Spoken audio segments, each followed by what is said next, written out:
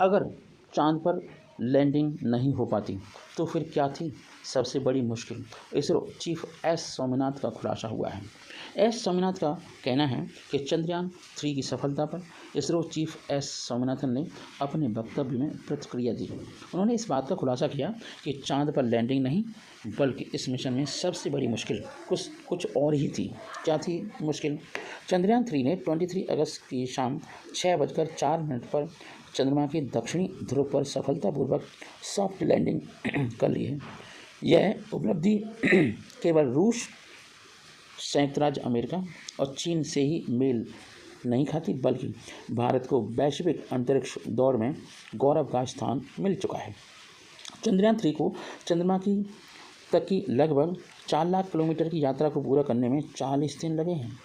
इस अपार सफलता से पूरा देश गौरवान्वित है और अपने आप को प्राउड फील कर रहा है।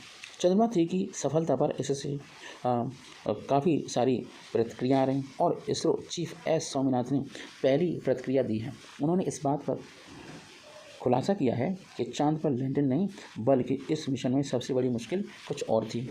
क्या थी मुश्किल? जैसे जैसे चंद्रमा-3 के विक्रम लैंडर की लैंडिंग का समय नज़दीक आ रहा था, बेंगलुरु के पास भारतीय अंतरिक्ष अनुसंधान संगठन इसरो के कंट्रोल रूम का माहौल गर्माता जा रहा था। जैसे ही विक्रम ने चाँद पर कदम रखा, पूरा देश खुशी से झूम उठा। इस मौके पर प्रधानमंत्री नरेंद्र मोदी ने भी खुशी जाहिर की। जोहान्सबर्ग से ब्रिक्स सम्मेलन में हिस्सा लेने पहुंचे मोदी ने वीडियो संदेश में देशवासियों को बधाई दी। उन्होंने कहा कि भारत ने इतिहास रच लिया है। इसके पीछे इसरो की टीम को शुक्रिया भी कहा। चंद्रयान-3 के सफलतापूर्वक चाँद पर उतरने के तुरंत बाद प्रसन्न मुद्रा में इसरो अध्यक्ष एस स्वामीनाथन ने मीडिया को संबोधित किया। उन्होंने अपनी टिप्पणी की शुरुआत विजयी नारे के साथ की। कहा कि भारत अब चंद्रमा पर है। जब स्वामीनाथन से पूछा गया कि उनकी राय में चंद्रमा-3 की यात्रा में सबसे महत्वपूर्ण और मुश्किल क्षण कौन से थे, जानिए इसका उनका जवाब। इसरो चीफ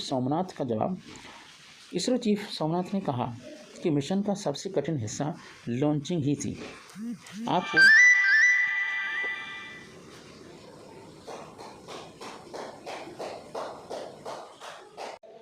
आपको ये भूलना नहीं चाहिए कि GSLV Mark 3 वह रॉकेट जिसने चंद्रयान-3 मॉड्यूल लॉन्च किया था, जिसमें विक्रम लैंडर और प्रज्ञान रोवर शामिल हैं, ने स्थापित करने का काम किया था। इसी अंतरिक्ष यान ने विक्रम और प्रज्ञान रोवर को चाँद की सतह की कक्षा में पहुंचाने में मदद की थी।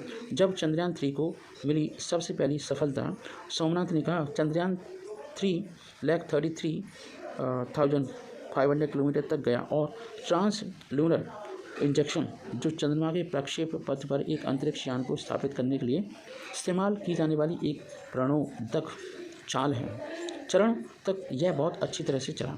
लॉन्चिंग के 16 मिनट बाद चंद्रयान-3 मॉड्यूल रॉकेट से अलग हो गया था और 6 बार पृथ्वी की परिक्रमा करके 15 जुलाई को पहली कक्षा बढ़ाने से पहले 36,500 किलोमीटर की अधिकतम दूरी तक पहुंचा, जिससे चंद्रमा तक की 41,672 किलोमीटर की दूरी तय की।